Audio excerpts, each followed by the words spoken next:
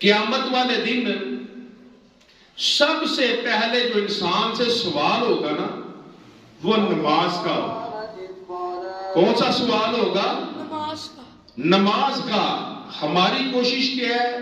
صبح صبح اٹھیں، کاروبار پر جائیں، بڑے پیسے کمائیں، جو مرضی کریں، سارا دن دوڑے لگائے رکھیں، لیکن قیامت والے دن یہ بات بعد میں پوچھی جائے گی کہ بتا تو نے کمایا اور خرچ کدھر کیا تھا؟ بتا تجھے جوانی دی تو نے کن کاموں میں لگائی؟ تجھے حسن دیا تو نے کیسے گزارا کیا؟ تجھے دولت دی تو نے اس کے ساتھ کیا کیا؟ تجھے قاضی بنایا، تجھے منصب دیا، تو بتا تو نے کتنا انصاف کیا؟ تو طاقتور تھا، تو نے کیا کمزوروں سے سلوک کیا؟ یہ سارے سوال پوچھے جائیں گے، لیکن یہ بعد میں سب سے پہلے پوچھا جائے گا بتا تیری نماز کیسی ہے؟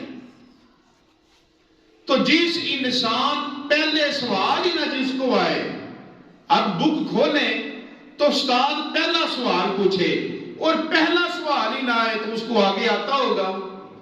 نہیں، اس کو پہلا سوال ہی نہیں آیا، تو جس کو پہلے ہی دماغ میں نہیں بیٹھا اس کو آگے کیا آئے گا؟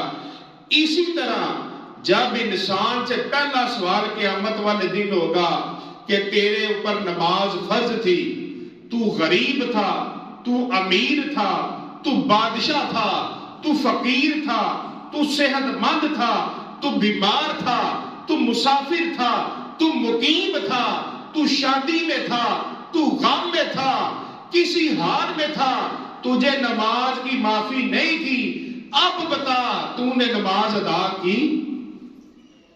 تو جس انسان کی نماز تو نکل آئی پوری، وہ تو فلاح پا گیا، وہ تو کامیاب ہو گیا، وہ فلاح پا گیا، اور جس کی نماز نہ نکلی وہ ناکام ہو گیا۔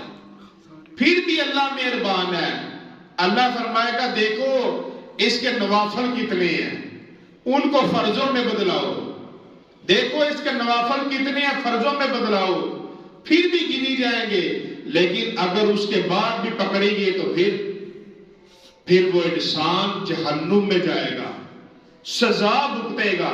کیوں؟